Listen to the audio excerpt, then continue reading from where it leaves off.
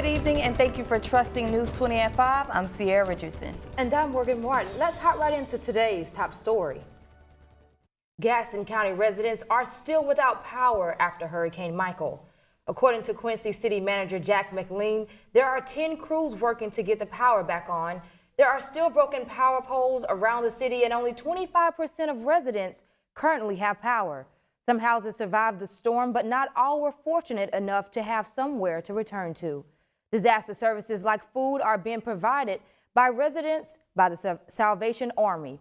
There are hopes that power in Gaston County will be fully restored by Friday.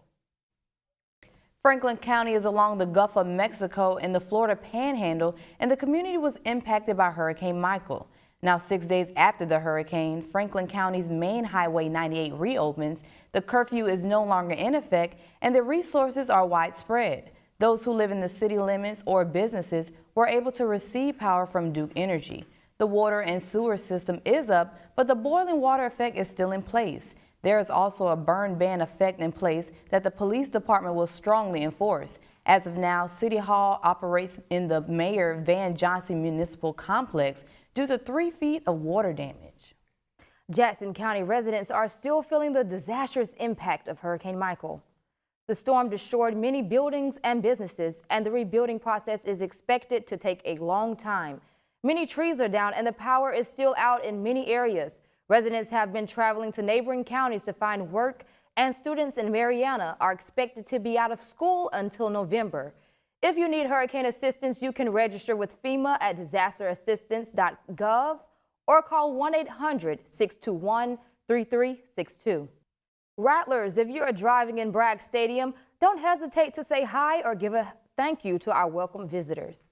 FAMU's All-Lawson Center is currently being used by the National Guard and first responders as the base station for the Hurricane Michael relief. FAMU School Administration are advising faculty and students to drive slowly and safely in the stadium area to keep our first responders safe. Hurricane relief equipment and personnel are pre-positioned in the Bragg Stadium parking lot. In light of Hurricane Michael's impact, the usage of governmental nutrition assistance has now expanded. The United States Department of Agriculture announced that they will waive the restriction of hot food purchases via SNAP benefits. Several Floridians are without power and even homes, preventing them from enjoying a hot meal. Although the restrictions have been temporarily lifted, the food benefit can only be used at stores that accept EBT payments. These unrestricted benefits will stay active until October 31st.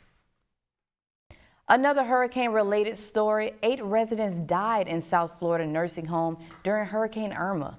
After that, Governor Rick Scott issued a mandate that requires all adult living facilities to have at least 4 working generators. As multi-skilled journalist Josh McHale finds out, local facility Tapestry Senior Living was beyond prepared for Hurricane Michael. Roy Andrews, I've been here almost 2 years. Is the environmental service director at Tapestry Senior Living, which is located on Lakeshore Drive in Tallahassee.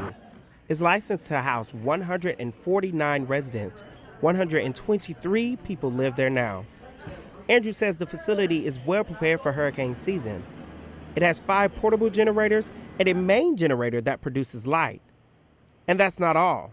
We have a fuel company on backup that they would, when we get down to 24 hours, they would deliver us fuel. That way the residents can stay safe and not have to evacuate.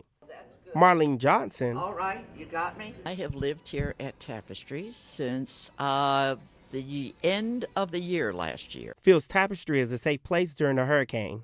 I think that the generators that they are providing should be adequate to keep the temperature down at any circumstance, and should make it a very wholesome and worthwhile place to be living. There are also 330 gallons of water on standby and dry food that can last for over 3 days. Tapestry officials say it's the facility's job to provide a safe environment for seniors, and that is a task it will continue to do no matter the season. In Tallahassee, Josh McHale, News 20. The facility purchased a new generator that will produce electricity for the entire building in the event of an emergency situation such as a hurricane.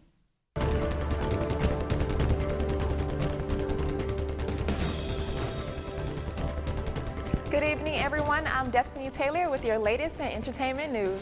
One of your favorite childhood stars has entered rehab. That's so Raven star Orlando Brown has gone to rehab after some close friends staged an intervention for the actor. According to TMZ, Brown's longtime friend Danny Boy reached out to people in the show business who also have connections in the rehab community. Brown has had several run-ins with the law this year, including domestic violence, burglary, and possession of a controlled substance. After the intervention, Brown did agree to go to rehab for his mental health and substance abuse issues. Kanye West and Kim Kardashian West have added yet another stamp to their passports. The couple, along with daughter North West, are in Uganda to do some philanthropy work and, of course, some sightseeing as well. The West met with President of Uganda, Yoweri Museveni, then later flew on the president's helicopter to visit a local charity event.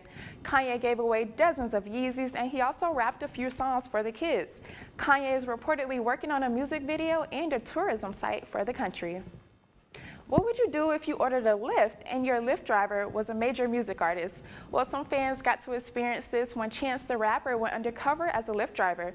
The Undercover Lyft episode shows Chance picking up riders in Chicago, talking to them about music and giving back to the community. The episode was to promote the partnership between the Lyft app and Chance the Rapper's charity, Social Works, which is dedicated to the growth of education, leadership, and positivity in Chicago. It's that time of year again. Fall is among us, and some of your favorite restaurants have all your pumpkin needs. The Cheesecake Factory has brought back their seasonal pumpkin cheesecake, and if you need a little crunch, they also have a pumpkin pecan cheesecake available. Donut Kingdom, Krispy Kreme, and Dunkin' Donuts all have pumpkin spice donuts. And last but not least, Buffalo Wild Wings has a new barbecue pumpkin spice chicken wing flavor. But like this nice fall weather, these items won't last long, so grab them while you can. That's all your entertainment news for today. Stay tuned. You're watching News 20 at 5.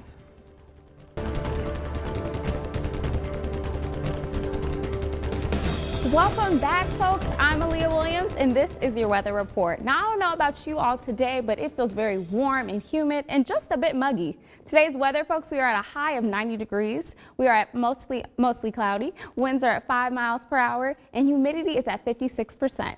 And rain is at little to none. This evening, folks, we are at a low of 66 degrees at partly cloudy. Sunset is at 7:03 p.m. and rain is at 0%. Now let's get into these area temperatures, shall we, folks? Okay, alrighty. So in Albany, we have a high of 88 degrees and low of 63. In Mariana, we have a high of 89 degrees and low of 61 degrees. And last but certainly not least, in Quincy, we have a high of 89 degrees and low of 61 degrees. Hello, welcome back to News 20 at 5. I'm Bria Wesley with your sports. Let's get right to it. Now, it's an off week for the Rattlers, but the buzz is still on. The final minutes of this nail-biting conference win turned into the Rattlers' favor. Pivotal moments included a 55-yard fumble touchdown from Herman Jackson and a last-minute field goal driving the board to 22-21 as the final score. And still securing W's off the field, Rattlers came back that Sunday to give out food and water to those affected directly by Hurricane Michael. Our focus is win this week, and even though we don't have a game, let's make the most of this week because we've seen throughout college football that teams come off bye weeks after huge wins and have letdowns, and so we don't want that to be our story. We're enjoying this ride that we're on, obviously, but we're enjoying the ride that we're on right now. We're not thinking about where this ride may take us. We're just enjoying the excitement that's around FAMU football right now. After a long, stressful week of midterms and distress from Hurricane Michael, Rattlers gathered on the quad today to relieve some stress. The FAMU's men lacrosse team brought out their therapy puppies to release tension on campus. Students had the opportunity to pet and play with the puppies from 1 to 3 p.m. There were 4 therapy dogs for students to interact with and learn about, and students seemed to really enjoy the change. The men's lacrosse team was hoping that the puppies would help give students a clear mindset for the rest of the midterm week.